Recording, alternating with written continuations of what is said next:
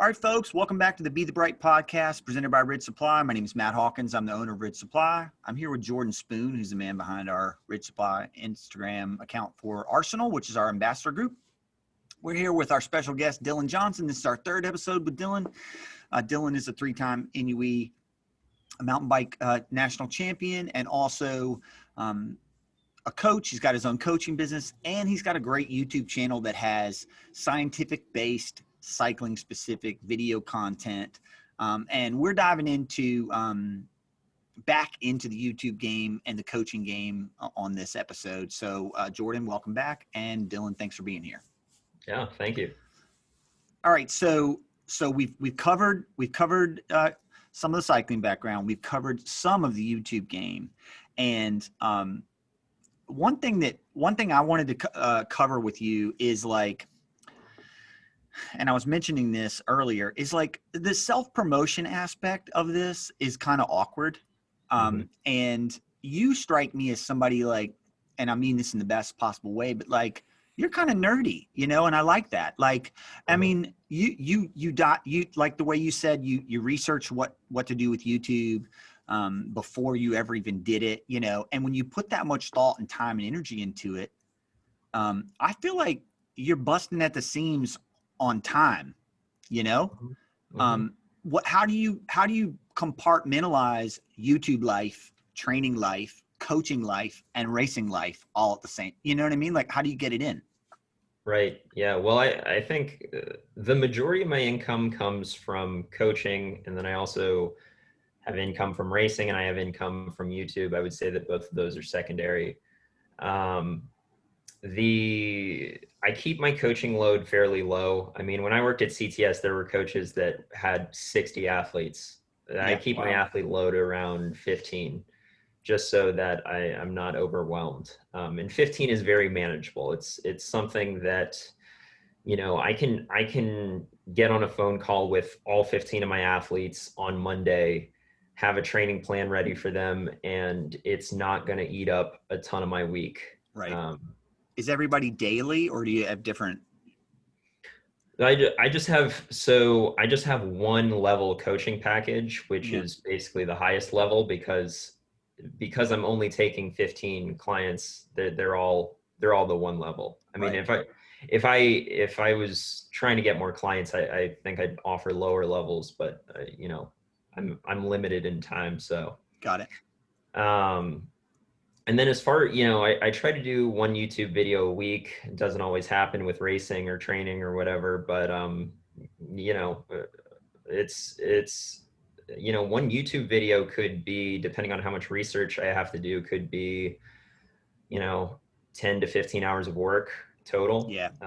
Crazy. You know, researching takes a day, writing the script takes a day, and then filming and editing takes another day. So, and you do all of it yourself? I do probably 95% of it myself. I do have someone who does research for me in exchange for coaching. Okay. Yeah. That's great, because it's, you know, it's providing you some fuel for the fire. Yeah. So he'll research probably one topic a month. So yeah.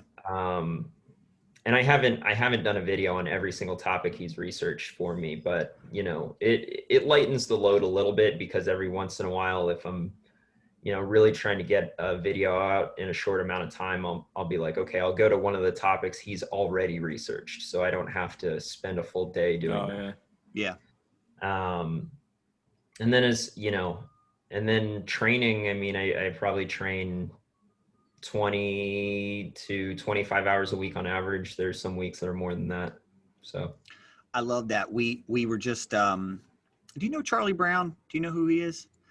I've heard of him. I don't know him well. So Charlie was out here, and we trained together for like a week, and he just casually said that, you know, his low week is like 18 hours, and I just couldn't believe it. And then I know you ride a lot, so 20 to 25, just casually 20 to 25, no big deal. We'll just squeeze that in. I was happy if I got like a 12-hour weekend when I was riding a lot. Yeah. That was a busy week.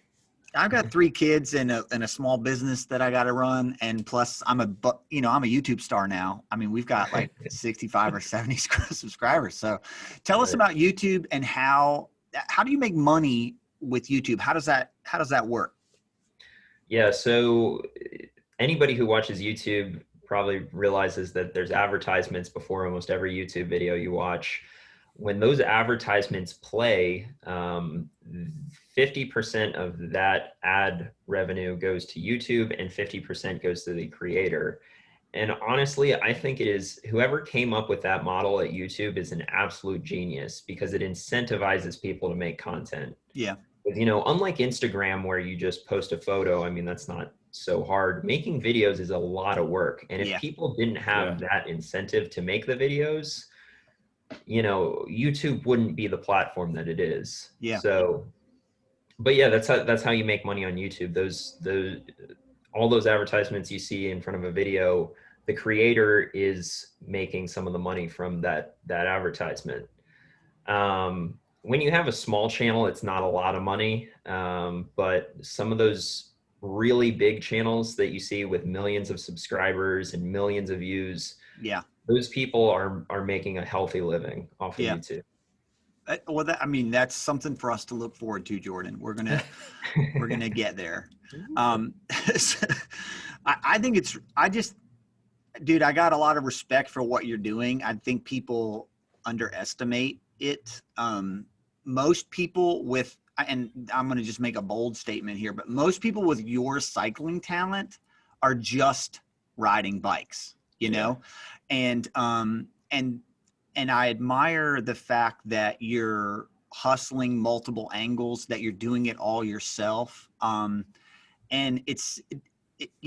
that is rewarding, even if you're not necessarily like you said, like millions of subscribers making millions of dollars. It's a full life and you're in control of it. And I think that's pretty cool way to be, so I know it's going to get better for you. Do you think the coaching are you going to expand that with other people, like set up a network? Or? Yeah, I've been asked about this a lot because I turn down clients. So if you're turning down clients, you're doing something wrong. You should probably expand, right? Yeah. But I don't know. It's something that I thought about a lot. I didn't really get into coaching to like start managing people. Yeah. It's not really what I'm into. So I think that,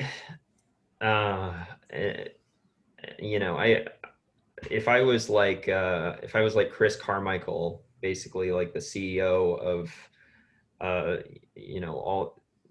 this big training company with all these coaches, maybe when I'm like 50, my attitude is going to completely change on this. It definitely could, but that doesn't seem like it'd be super fun to me. Yeah. I mean, and I, of course, don't want to project anything on you, but like, that's the right thought, because managing people is the worst. I've done it my whole career, and now I don't manage anybody. And there's such a piece in that, because also too, when something goes wrong, you go look in the mirror, you fix it. Or if you don't want to do it, you just don't do it. Then, like you said, you're turning people away.